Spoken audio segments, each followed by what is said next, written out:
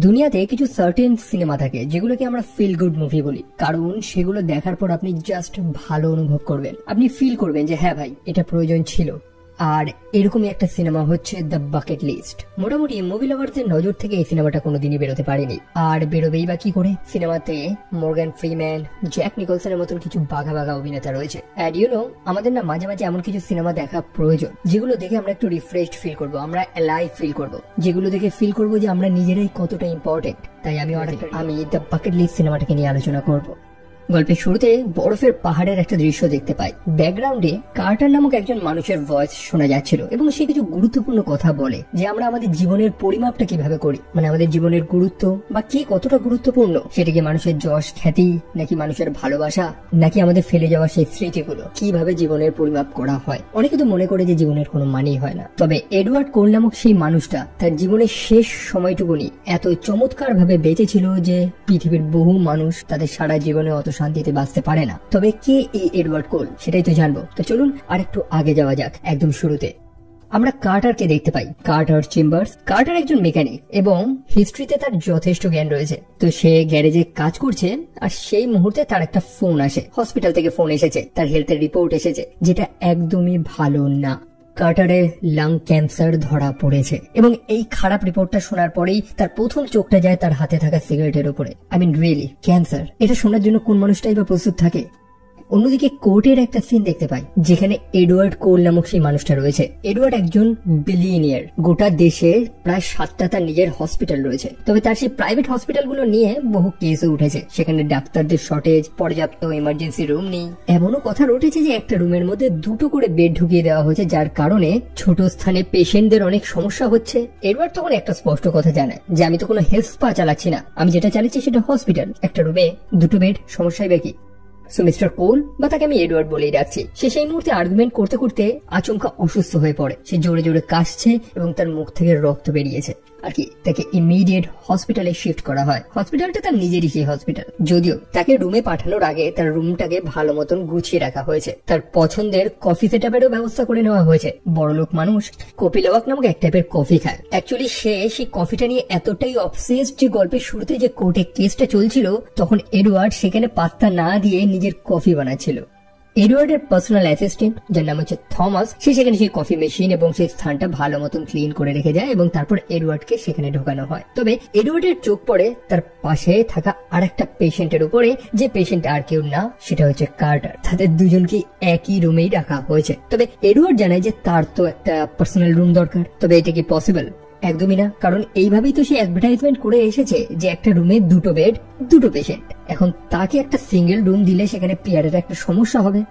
হ্যাঁ, আমরা বুঝতে পারছি যে এডওয়ার্ড এই হসপিটালের মালিক, তার এত পয়সা, তার একটা ঘমন্ড রয়েছে তার মধ্যে, মানে অহংকার। তাই বলে সবকিছু তো আর পসিবল না। থমাস এটাই জানায়। থমাস অ্যাকচুয়ালি যেমনটা বললাম তার পিয়ার, তার অ্যাকাউন্ট সবকিছু সেই হ্যান্ডেল করে। থমাস না থাকলে যে এডওয়ার্ডের কি হতো? তবে এডওয়ার্ড তার পাশে কার্টারকে দেখে প্রশ্ন করে যে এই বেটা আবার কে? কার্টারও তখন পাল্টা প্রশ্ন করে যে তুমি বেটা আবার কে? এডওয়ার্ড ভাবছে যে এই মানুষটার অস্পর্ধা দেখো, হসপিটালের মালিককে জিজ্ঞেস করছে যে আমি কে।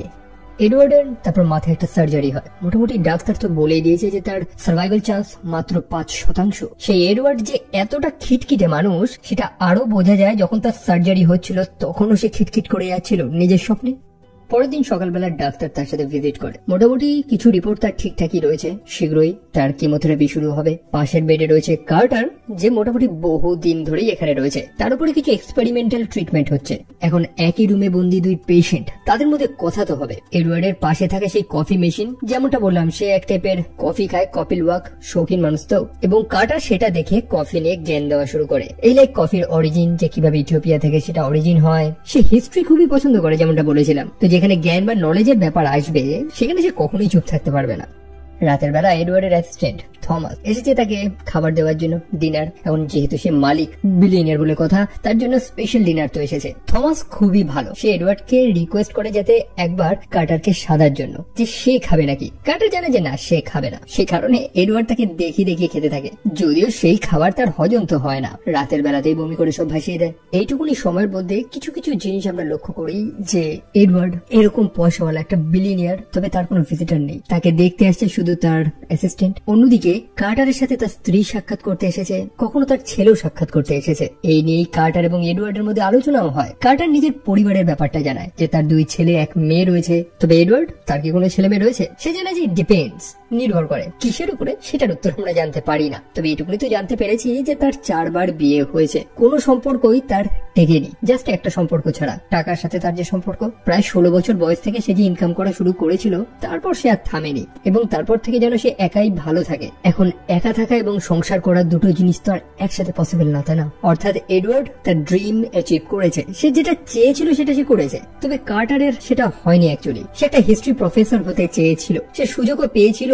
আর তারপরে আর একটা খবর আসে, তার স্ত্রী জানায় যে সে অন্তঃসত্ত্বা। নিজের পরিবার, নিজের বাচ্চার দেখাশোনার জন্য তাকে একটা ডিসেন্ট কাজ তো খুঁজতে হবে, তার টাকা তো প্রয়োজন। সে তার স্বপ্ন ত্যাগ করে দেয় এবং একটা ছোটখাটো কাজে ঢুকে যায়। তারপর কি, পরিবার সামলানো, সংসার দেখা, দেখতে দেখতে 45টা বছর কিভাবে পাস হয়ে গেছে কার্টার সত্যি বুঝতেই পারেনি। তার স্বপ্ন এখনো তাকে মাঝে মাঝে টানে, কিন্তু সে রিয়েলাইজ করে যে অনেকটাই দেরি হয়ে গেছে। আর এই সিনটা দেখে আমার একটা সার্ভে রিপোর্টের কথা মনে এসে যায় যে সাবকন্টিনেন্টের বহু মিডল ক্লাস মানুষ তাদের স্বপ্ন পূরণ করতে পারে না জাস্ট নিজেদের রেসপন্সিবিলিটিস এর জন্য। আমরা অ্যাকচুয়ালি কোনোদিন জানি না বা জানবো না যে আমাদের পিতারা কি করতে চেয়েছিল বা তারা কি হতে চেয়েছিল। আমার মতন আপনারাও অবশ্যই অধিকাংশ ছেলে মেয়ে আনপ্ল্যান্ড, তাই আমাদের গার্জিয়ানদের অবস্থা দেখে ব্যবস্থা নিতে হয়েছে। আই হোপ বুঝতে পেরেছেন। সো সিনেমাতে আছি নাকি? তো সময় তো কাটছে, 2 পেশেন্ট এখন বন্ধুতে পরিণত হয়েছে, তারা একে অপরকে দেখছে। একটা সময়তে গিয়ে কার্টারের আর স্যালাইন প্রয়োজন হয় না, তবুও তাকে কিছুদিন সে হসপিটালে একটু রাখা হবে। তার কিছু ট্রিটমেন্ট এখনো বাকি রয়েছে, যেমনটা বললাম তার উপর কিছু টেস্ট হচ্ছে, ডাক্তাররা ফাইনালাইজ না করে তাকে ছাড়বে না। অন্যদিকে এডওয়ার্ডের কাছে আর একটা স্যাড নিউজ এসেছে, যেটা সে অবশ্যই শুনতে চায়নি। তার ক্যান্সার আরো তাড়াতাড়ি ছড়াচ্ছে, হাতে সময় বেশি নেই তার, বড়জোর 6 মাস, ভাগ্য খুব ভালো থাকলে 1 বছর। তবে এডওয়ার্ড এই কথাগুলো শুনে কোনো রিয়্যাক্ট করে না। তার ডাক্তার যখন সেখান থেকে চলে যাচ্ছিল তখন সে তার ডাক্তারকে থামায় এবং কার্টারের রিকোয়েস্টে শুনতে বলে। অ্যাকচুয়ালি যেমনটা হসপিটালে হয় যে নির্দিষ্ট পেশেন্টদের জন্য নির্দিষ্ট ডাক্তার, কার্টার গরিব মানুষ, তার ডাক্তার সহজে ভিজিট করে না। সেই কারণে তার যে দাবি, তার যে কোয়েশ্চেন্স গুলো রয়েছে সেগুলো শোনার মতন তো কেউ নেই। সেই কারণে এডওয়ার্ড তার নিজের ডাক্তারকে বলে যে কার্টারের রিকোয়েস্টটা যাতে শোনা হয়। কার্টার জানতে চায় যে তার চিকিৎসা কতদিন চলবে, সে কতদিন এখানে থাকবে, ফাইনালি তার রেজাল্ট কি আসলো, কি হবে। এডওয়ার্ড তারপর আর একটা কথা বলে না, জাস্ট অন্য পাশে ঘুরে শুয়ে পড়ে। সম্পূর্ণ গল্পটা আমরা কার্টারের গলাতেই শুনতে পাই। সে একটা সার্ভের কথা বলে, প্রায় 1000 জন মানুষকে প্রশ্ন করা হয়েছিল যে তারা কি তাদের এক্সাক্ট মৃত্যুর তারিখটা জানতে চায় বা কোন দিনে তাদের মৃত্যু হবে সেটা কি জানতে চায়। প্রায় 96% মানুষ জানতে চায় না এবং মাত্র 4% মানুষ তারা জানতে চায়, যাদের মধ্যে কার্টারও রয়েছে। কার্টার জানতে চায় কারণ তার যা কাজ বাকি রয়েছে সেগুলোকে সে তার নির্দিষ্ট সময়ের মধ্যে সম্পূর্ণ করতে চায়। কাজ বলতে আমাদের স্বপ্ন, একটা বাকেট লিস্ট, অর্থাৎ সেই জিনিসগুলো যেগুলোকে আমাদের মৃত্যুর আগে কমপ্লিট করতে হবে। এবং কার্টার তার নিজস্ব একটা বাকেট লিস্ট বানিয়েও তো রেখেছিল। তবে এই কাজগুলো সে কবেই বা করবে, কারণ তার হাতে তো সময় নেই। সেই ডাক্তার এসে তাকে দুঃসংবাদ তো জানিয়ে দেয়। তার বাকেট লিস্টের মধ্যে ছিল উইটনেস সামথিং ট্রুলি ম্যাজেস্টিক, মানে একটা চমৎকার কিছু দেখা। তারপর হচ্ছে help A complete stranger for the good, মানে একটা সম্পূর্ণ অচেনা মানুষকে সাহায্য করো। লাভ আনটিল আই ক্রাই, মানে হাসো, এমন ভাবে হাসো যে হাসতে হাসতে তুমি কেঁদে দাও। আর একটা হচ্ছে ড্রাইভ এ শেলবি মাস্ট্যাং, নিজের পছন্দের গাড়িটা চালানো। বাট এই বাকেট লিস্ট গুলো সে কবেই বা কমপ্লিট করবে, কারণ হাতে তো নেই আর সময়। এই কাগজে লিখেই বা কি হবে, সেই কারণে সেই কাগজটা ছিঁড়ে সে ফেলে দেয়। পরের দিন সকালবেলা এডওয়ার্ডের ঘুম ভেঙেছে এবং সে সেই কাগজটা পায় যেটাকে কার্টার ফেলে দিয়েছিল। এডওয়ার্ড সেগুলো পড়তে থাকে, যেটা দেখে কার্টার একটু এম্বারেস ফিল করে। সে জানে যে এটা এমন কোনো ব্যাপার না, জাস্ট একটা ফিলোসফিক্যাল জিনিস, অনেকেই ছোটবেলায় এরকম করে থাকে, তাই সেও লিখেছিল। বাট এখন আর এগুলোর কোনো মানে নেই। তবে এডওয়ার্ড জানে যে কেনই বা মানে নেই। এডওয়ার্ড বরং সেই লেখাগুলোর পাশে নিজস্ব কিছু বাকেট লিস্ট অ্যাড করতে থাকে, যেগুলো সেও করতে চায়। এই যেমন স্কাই ড্রাইভিং, গেট এ ট্যাটু, মানে নিজের শরীরে সে একটা ট্যাটু করাতে চায়, বহুদিনের তার স্বপ্ন। এবং আরেকটা হচ্ছে kiss the most beautiful girl in the world, পৃথিবীর সব থেকে সুন্দর একটা মেয়েকে কিস করা। এডওয়ার্ড প্রথম থেকে একটু ক্রেজি টাইপের মানুষ, অবশ্যই তার স্বপ্নগুলো তো এরকমই হবে নাকি। এখন কার্টার জাস্ট এমনি সেই বাকেট লিস্টে লিখেছিল, কে জানতো যে এডওয়ার্ড সেটাকে সিরিয়াসলি নিয়ে নেবে। তারা যাবে তাদের স্বপ্ন পূরণ করতে। আফটার অল তারা দুজনই তো একই নৌকায়, যে তরি খুব শীঘ্রই ডুবে যাবে। তাদের হাতে নেই সময়, বাকি সময়টুকু নিয়ে তারা কিভাবে কাটাবে। এডওয়ার্ডের কাছে এত পয়সা, তার মৃত্যুর সময় ঘনিয়ে এসেছে, প্রত্যেকে এখন তার ফাইন্যান্স নিয়ে আলোচনা করবে। যে টাকাগুলো এখন তার কাছে ডেড মানি, সে সেগুলো আর ক্যারি করে না। সে মরে গেলে তার টাকার কি হবে, তার ব্যবসা, তার টাকা নিয়ে সে চিন্তা করে আর কি বা করবে। অন্যদিকে কার্টার, সে বাড়ি গিয়ে পৌঁছাবে, তার ফ্যামিলি তাকে কমফোর্ট করার চেষ্টা করবে, তাকে ভালোবাসা দেবে। অন্যদিকে কার্টার বলবে যে চিন্তা করার কিছু নেই, আর এই করতে করতে সময় ফুরিয়ে যাবে এবং সে মরে যাবে। অর্থাৎ তারা দুজনেই জানে যে তাদের জীবনের বাকি সময়টুকুনি কিভাবে কাটবে। অফকোর্স তারা তাদের হাতে থাকে এই মূল্যবান সময়টুকুনি এত নিরস ভাবে তো শেষ করতে চায় না। ওই যে কথাটা আছে না, ইটস নেভার টু লেট, আসলেই সত্যি সময় কখনোই ফুরিয়ে যায় না।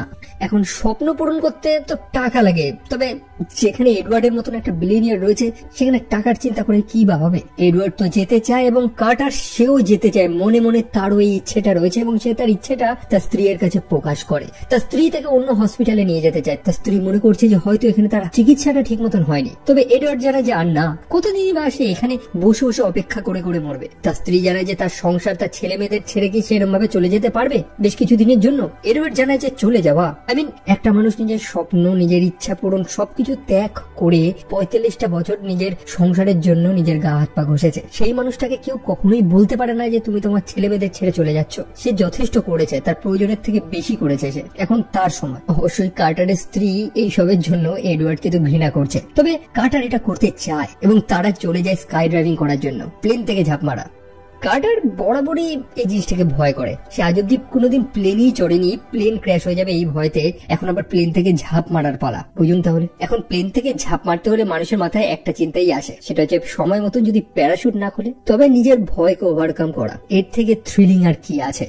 তারপর এডওয়ার্ড চলে যায় তার আর একটা স্বপ্ন পূরণ করার জন্য, গেটে ট্যাটু, হাতে একটা ট্যাটু করার জন্য। সে কার্টারকে বহুবার রিকোয়েস্ট করে, তবে কার্টার এইগুলো পছন্দ করে না, ট্যাটু শ্যাটু। এখন এডওয়ার্ড জিজ্ঞেস করে যে কেন, তোমার স্ত্রী কি রাগ করবে?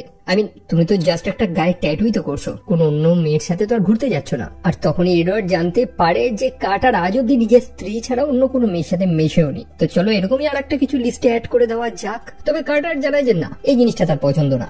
সে তার স্ত্রী ছাড়া অন্য কোনো মেয়েকে চিন্তা করে না। কার্টারের পরবর্তী বাকেট লিস্ট হচ্ছে ড্রাইভ এ মাস্ট্যাং। অন্যদিকে এডওয়ার্ড সে একটা ডজ চালাচ্ছে, যদিও এটা কার্টারেরই তো স্বপ্ন ছিল নিজের পছন্দের গাড়ি পেয়ে, তাকে আর থামাবে কে? নিজের স্বপ্ন পূরণ করেই পরবর্তী লিস্টের অপেক্ষায় রয়েছে সে। তারপরে তাদের দুজনকে আমরা একটা প্রাইভেট জেটে দেখতে পাই। এই জার্নিতে এডওয়ার্ডের অ্যাসিস্ট্যান্ট অর্থাৎ থমাস সেও রয়েছে। আর এটা দেখে কার্টার থেকে বহুবার প্রশ্ন করছে যে ভাই তোমার কত টাকা? এখন তারা রয়েছে নর্থ পোলের উপরে এবং এটাও তো তার একটা বাকেট লিস্টেরই অংশ ছিল। ফ্লাই বাই নর্থ পোল, সম্পূর্ণ বরফে ঢাকা নর্থ পোল এবং পরিষ্কার আকাশ, তারাগুলো জলজল করছে। আকাশের সেই উজ্জ্বল সুন্দর তারাগুলো দেখে কার্টার বলে ওঠে যে সত্যি ঈশ্বরের কি সৃষ্টি। তবে এডওয়ার্ড সে আবার ঈশ্বরে বিশ্বাস করেন না, সে মানতে তো চায় তবে সে মানতে পারে না। গল্পের শুরুতেও দেখেছি যে তার মধ্যে একটা সেলফ কনফ্লিক্ট রয়েছে। সে যখন অসুস্থ ছিল, সে যখন ভুগছিল, তখন সে বারবার জেসাস বলছে, আবার নিজেই বলছে যে জেসাস আমি তোমাকে ডাকছি না, আমি জাস্ট এমনি এমনি নিজে নিজে বলছি। সো এডওয়ার্ড কিছুটা কনফিউজড এই বিলিভস এর দিক দিয়ে। সে দুনিয়ার সেই 95% মানুষদের মধ্যে তো একজন হতে চায় যারা ফেইথ রাখে, এবং কার্টার মনে করে যে হয়তো সে কোনোদিন করবে। তাদের পরবর্তী বাকেট লিস্ট হচ্ছে ফ্রান্সের সেই ফেমাস 1920 সালে স্থাপিত হওয়া লা শেভারডিওর রেস্টুরেন্ট, সেখানে ডিনার করা এবং যেখানে তারা ক্যাভিয়ার ট্রাই করছে। আর যেমনটা জানি যে কার্টার নলেজ খুব পছন্দ করে এবং সে জিজ্ঞেস করে যে সে কি জানে যে ক্যাভিয়ার কিভাবে তৈরি হয়। অ্যাকচুয়ালি একটা ফিমেল স্টার্জন মাছকে যখন ধরা হয়, সেই যে জেলে রয়েছে বা যে ফিশারম্যান রয়েছে, সে সেই মাছটার যথেষ্ট ভালো মতন যত্ন নেয় যাতে সেই মাছটা শান্তিতে মরতে পারে। কারণ সেই মাছটা যদি থ্রেটেন ফিল করে, সে যদি বিপদ অনুভব করে, তখন সে এক টাইপের অ্যাসিড রিলিজ করে যেটা তার পেটে থাকা সেই ডিমগুলো নষ্ট করে দেয়। সেই সুন্দর হোটেলটাতে এডওয়ার্ড এর আগে বহুবার এসছে, লাস্ট 10 বছর ধরে তো আসছে, তবে এই প্রথমবার কোনো ছেলের সাথে এসেছে সে। এই স্থানটা তার তৃতীয় স্ত্রী এবং তার মেয়ের কথা মনে করিয়ে দেয়, যার নাম হচ্ছে এমিলি। আর তখনই কার্টার জানতে পারে যে এডওয়ার্ডের একটা মেয়েও তো রয়েছে, তবে তাদের মধ্যে আর কোনো দেখা সাক্ষাৎ নেই। কার্টার এইটাকে তার লিস্টে অ্যাড করে দেয় যে ঠিক আছে, এডওয়ার্ড তাহলে তার মেয়ের সাথে সাক্ষাৎ করবে, এটাও একটা বাকেট লিস্ট হোক। তবে না, এডওয়ার্ড সেটা করতে চায় না, সেই কারণে সেটাকে লিস্ট দিয়ে কেটে দেয়। এরই মধ্যে কার্টারের বুকের ক্যাথেটারটা একটু লিক করেছে, যার কারণে রক্তে তার জামাটা দাগ পড়ে গেছে। বাট চিন্তা নেই, চেঞ্জ করার জন্য গোটা হোটেল তাদের কাছে রয়েছে। তবে ব্যাপার হচ্ছে কার্টারের স্ত্রী সে খুবই চিন্তিত এবং সে ফোন করে এডওয়ার্ডকে দুটো কথা শুনিয়ে দিয়েছে। এডওয়ার্ড যদিও কার্টারকে কিছু বলেনি, সে জাস্ট কার্টারকে বলে যে চলো আমরা যথেষ্ট মজা করে নিয়েছি, তোমার কিছু ট্রিটমেন্টও বাকি রয়েছে, তো চলো এবার ফিরে যাওয়া যাক বাড়িতে। তবে কার্টার বুঝতেই পেরে গেছে যে তার স্ত্রী হয়তো তাকে ফোন করেছে। কার্টার জানায় যে না, সে ফেরত যেতে চায় না। ব্যাপারটা হচ্ছে যে বহু সময় সে তার পরিবারের সাথে কাটিয়েছে, তার বাচ্চাদের কান্না, সংসারের চিন্তা সবকিছু তার জীবনেরই তো একটা পার্ট হয়ে গেছিল। তবে এখন তার প্রত্যেকটা সন্তান, তার মেয়ে সবাই স্ট্যাবলিশ। এখন যেন মনে হচ্ছে যে সবকিছু খালি। তার স্ত্রী তার পাশে তো রয়েছে, তবে সেই স্ট্রাগল, সেই তাড়াহুড়ো, সেই কাজের চাপ সেটা আর নেই। এখন যেন সে কিছুটা ফ্রি, একদম শুরুতে যেমনটা ছিল। কথার মানে হচ্ছে কার্টার তার দায়িত্ব পালন করেছে, এখন আর তাকে কাউকে নিয়ে চিন্তা করতে হবে না। তারপর তারা তানজানিয়া চলে যায়, একটা সাফারি। এডওয়ার্ডের স্বপ্ন ছিল যে সে একটা বাঘ শিকার করবে বা একটা সিংহ, তবে কার্টার বহুবার বলে তাকে থামিয়েছে, যদিও সে শিকার করতে পারতো না, কারণ গুলি চালানো তার দ্বারা তো সম্ভব না। তারপরে তারা রয়েছে সেই the great pyramid of geyser একদম উপরে, এবং এই জার্নিতে কার্টার নিজের জ্ঞান দিতে একদম থামেনি। সে জানায় যে এই ইজিপ্টেই প্রথম কোনো কুকুর বজ্রপাতের কারণে মারা গিয়েছিল। যাই হোক, উপর থেকে তো ভিউ দুর্দান্ত লাগছে। এডওয়ার্ড বলে ওঠে যে তাদের যে লিস্টে উইশ ছিল যে পিরামিডের উপরে চড়া বা পিরামিড দেখা এবং উইটনেস ট্রুলি ম্যাজেস্টিক, মানে একদম চমৎকার কিছু দেখা, এই দুটো তো একই হয়ে গেল না। কার্টার তখন জানায় যে ওয়েট করো, জাস্ট অপেক্ষায় থাকো যতক্ষণ না তুমি আমার পাহাড়টা দেখছো। কার্টার তখন একটা ইজিপশিয়ান বিলিভস নিয়ে কথা বলে, যে ইজিপশিয়ানরা যেটাতে বিশ্বাস করতো যে যখন তারা মৃত্যুর পর স্বর্গে প্রবেশ করবে তখন তাদেরকে দুটো প্রশ্ন করা হতো, যে তুমি তোমার জীবনে কি আনন্দ খুঁজে পেয়েছো, এবং কার্টার এই প্রশ্নটা এডওয়ার্ডকে করে। এডওয়ার্ড জানায় যে হ্যাঁ, এবং তার পরের প্রশ্নটা হচ্ছে যে তোমার কারণে কি অন্যরা আনন্দ খুঁজে পেয়েছে। এডওয়ার্ড এই প্রশ্নটার উত্তরটা প্রপারলি দিতে পারে না। তখন সে তার মেয়ে এমিলির গল্পটা শোনায়, যেটা সে প্রথমে শোনায়নি। তার তৃতীয় স্ত্রীর সাথে ডিভোর্স হয়ে যাওয়ার পর মেয়েটা তার মায়ের সাথেই থাকতো, এবং পরে মেয়েটা একটা ছেলেকে ভালোবাসে, ছেলেটাকে দেখতে ভালো, তবে এডওয়ার্ড সেই বিয়ের একদম এগেইনস্টে ছিল। তা সত্ত্বেও এমিলি সেই ছেলেটাকে বিয়ে করে, তার পিতাকে না জানিয়ে, এডওয়ার্ডকে না জানিয়ে। আর তারপরেই এমন একটা মুহূর্ত আসে যে সেই ছেলেটা এমিলির গায়ে হাত তোলে। এমিলি প্রথমে জানায় যে ছেলেটার কোনো দোষ নেই, বরং সেই মেয়েটারই দোষ ছিল। তবে তারপরে যখন ছেলেটা আবারও এমিলির গায়ে হাত তোলে, তখন আর এমিলি তার পিতাকে এই খবরটা জানায় না। এডওয়ার্ড তার তৃতীয় স্ত্রীর থেকে এই ব্যাপারটা জানতে পারে। তখন আর কি এডওয়ার্ড সেটাই করে যেটা প্রত্যেকটা পিতা করতে চায়। এডওয়ার্ড সেই ছেলেটাকে উচিত শিক্ষা দিয়ে দিয়েছে। সেই ছেলেটার সাথে কি হয়েছে সে জানে না, বাট এইটুকুনি জানে যে সেই ছেলেটা মরেনি অন্তত। তারপরে সেই ছেলেটা এমিলিকেও আর কোনোদিন ফোনও করেনি, কোনো ডিস্টার্বও করেনি। তবে এমিলি কি খুশি হয়েছে? একদমই না। এমিলি বরং তার পিতাকে এমন কিছু বাজে কথা বলেছে, বহু গালাগালি, যেগুলো এডওয়ার্ড কোনোদিন শুনেওনি। এবং এমিলি এটাও বলে দিয়েছে যে এডওয়ার্ড তার কাছে মৃত, আর সেই কারণেই তো এডওয়ার্ড আর এমিলির সাথে সাক্ষাৎ করে না। তো সেই যে দ্বিতীয় প্রশ্নটা ছিল না, যে এডওয়ার্ডের কারণে অন্য মানুষেরা কোনোদিন খুশি হয়েছে কি হয়নি, হয়তো এডওয়ার্ড এই ইজিপশিয়ানদের যে স্বর্গ, ইজিপশিয়ান হেভেন, সেখানে প্রবেশ করতে পারবে না। তারপর তারা তাজমহল ভিজিট করে। কার্টার তার হিস্টোরিক নলেজ তার সাথে শেয়ার করে, শাহজাহানের গল্প, যার ভালোবাসার প্রমাণই তাজমহল। তবে এডওয়ার্ড খুবই চিন্তিত তার ফিউচার প্ল্যান নিয়ে। হাতে তো সময় নেই, একটা বছর বাদে তো তাকে মাটির নিচেই যেতে হবে। তবে সে তো ক্লাস্ট্রোফোবিক, কোনোদিন মাটির নিচে যদি তার হুঁশ চলে আসে তখন কি হবে। সেই কারণে সে ডিসাইড করছে যে তাকে ক্রিমেটেড করানো হবে, পোড়ানো হবে। তবে আচমকা যদি আগুনটাকে সে ফিল করা শুরু করে, এডওয়ার্ড অদ্ভুত মানুষ, অদ্ভুত প্রশ্ন তার মাথায় থাকবে, এটাই তো স্বাভাবিক। তবে কার্টার জানায় যে সে নিজেকে ক্রিমেটেড করতে চায়। তার ছাইটাকে একটা কৌটে রাখা হবে, তো যেমন তেমন কোনো কৌটো না, তার ফেভারিট কফি ব্র্যান্ড চাক ফুলোনাট সেই কৌটে ভরে এমন জায়গায় রাখা হবে যেখান থেকে একটা সুন্দর ভিউ দেখা যাবে। এবং তারা দুজনেই ডিসাইড করে যে ঠিক আছে, চলো সেরকমই কিছু একটা হোক। তারপর তাদের বাকেট লিস্টে আছে চীনের পাঁচিলের উপর থেকে বাইক চালানো, সত্যি ক্রেজি একটা উইশ। এবং তারপর তারা চলে যায় হিমালয়াতে। কার্টার তো এটাই তো চেয়েছিল, কিছু রিমার্কেবল, কিছু ম্যাজেস্টিক কিছু দেখা। তারা একটা ছোট মনেস্ট্রিতে ছিল, যেখানে একজন নান সম্ভবত সেখানে প্রে করছে, এবং কার্টার সেখানেও তার নলেজ শেয়ার করতে পিছপা হয় না। বুদ্ধিজমে যে বিলিভস গুলো রয়েছে, লাইক রিইনকার্নেশন, পুনর্জন্ম, এই যেমন আপনার কর্মের উপরে আপনার পরবর্তী জন্মটা নির্ভর করছে, এই প্রত্যেকটা জন্ম, প্রত্যেকটা বিলিভস এডওয়ার্ডকে একটু কনফিউজ করে দিচ্ছে, কারণ সে এইগুলোতে কোনোদিনই ছিল না। বাট এই ছোট্ট অ্যাডভেঞ্চার, ছোট্ট সময়তে এডওয়ার্ড যে জিনিসগুলো এক্সপিরিয়েন্স করছে, যে জিনিসগুলো জানছে, যে জিনিসগুলো দেখছে, সেটা কিন্তু সে তার গোটা লাইফে কোনোদিন এক্সপিরিয়েন্স করেনি। বাট তাদের কাছে একটা ব্যাড নিউজ আছে সেই মুহূর্তে, ওয়েদার খারাপ, সেই কারণে তারা পাহাড়ে সে উঁচুতে ফ্লাই করতে পারবে না। কার্টার তো এটারই অপেক্ষায় ছিল, হিমালয়াজের একটা ওয়াইড ভিউ নেওয়া। এখন ওয়েদার ভালো হতে হতে পরবর্তী স্প্রিং কয়েক মাস লেগে যাবে, তাদের হাতেও তো এত সময় নেই।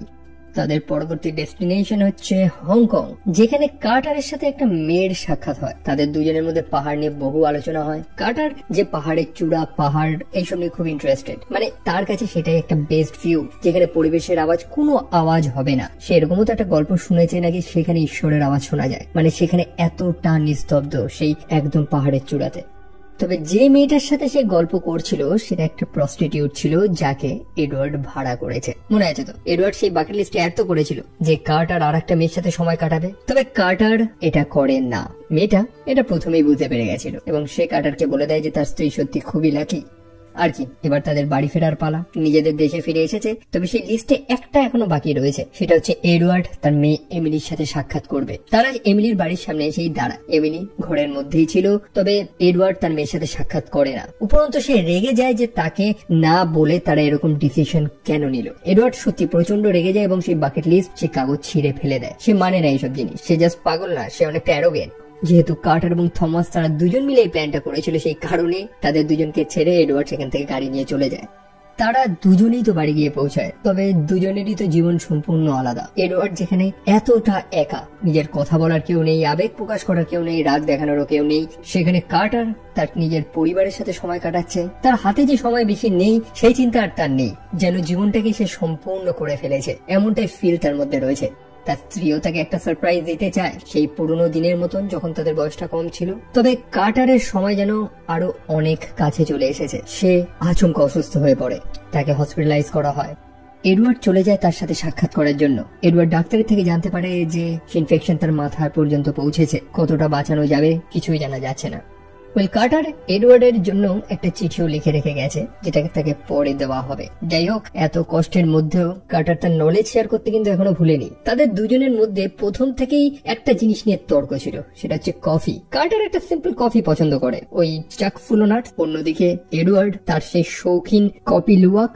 বলে তখন কার্টার এডওয়ার্ডকে প্রশ্ন করে যে সে কি জানে যে এই কপি লুয়াক, এই ফেমাস কফিটা আসে কোথা থেকে। আপনারা হয়তো অনেকেই জানেন যে সেই স্মার্টন গ্রামে যেখানে সেই কফি বিন গুলো চাষ করা হয়, যেগুলোকে এক টাইপের জঙ্গলি বিড়াল খায়, এবং তারা যখন পটি করে সেখান থেকে সেই কফি গুলো তৈরি হয়। এক আলাদা অ্যারোমা, একটা আলাদা সেন্ট আসে সেই কফিতে। মোটমাট কথা, এডওয়ার্ড যে কফি নিয়ে এতদিন ধরে বড়াই করে বেড়াতো, সেটা জাস্ট একটা জঙ্গলি বিড়ালের পটি। আর এটা পড়ার পরেই কার্টার এবং এডওয়ার্ড একদম পাগলের মতো হাসতে থাকে। মোটমাট কথা, কার্টার এডওয়ার্ডকে ফাইনালি জব্দ করেছে এবার। আর তখনই তারা বাকেট লিস্ট থেকে একটা লেখা কেটে দেয়, সেটা হচ্ছে লাফ আনটিল আই ক্রাই, মানে এমন হাসো যে যাতে কান্না চলে আসে। তবে সেই লিস্টে এখনো একটা লেখা বাকি রয়েছে। তবে এডওয়ার্ড জানে তো এরকম তো ডিল হয়নি, সে একা কিভাবে পূরণ করবে। ডিল অনুযায়ী তাদের দুজনকে যেতে হতো। কি করবে এখন এডওয়ার্ড? কার্টারকে ওটিতে পাঠানো হয়, তার অপারেশন হবে। অন্যদিকে এডওয়ার্ড কার্টারের লেখা সেই চিঠিটা, তার জন্য যে লেটারটা সে লিখে গেছে, সেটা সে পড়া শুরু করে। সেখানে কার্টার তার গ্র্যাটিটিউড জানিয়েছে যে সে কতটা হ্যাপি এবং সে কতটা থ্যাঙ্কফুল এডওয়ার্ডের জন্য। লাস্ট কটা দিন সে তার জীবনটাকে ফিল করেছে, সে ফিরে পেয়েছে সবকিছু যেটা সে আগে ছিল, এবং সে এডওয়ার্ডকে একটা রিকোয়েস্ট করেছে শুধুমাত্র এডওয়ার্ডের জন্য, যাতে সে নিজের জীবনের যে জয়টা রয়েছে, নিজের জীবনের যে আনন্দটা রয়েছে, সেটাকে যাতে খোঁজে। এডওয়ার্ড রিয়েলাইজ করে যে তার জীবনের আনন্দ তো একটাই, এবং সে চলে যায় তার মেয়ে এমিলির সাথে সাক্ষাৎ করতে। এবার আর তার মধ্যে ইগো নেই, এবং এই আনন্দের সাথে একটা সারপ্রাইজও তো সে পেয়েছে, এমিলির একটা ছোট্ট মেয়েও হয়েছে।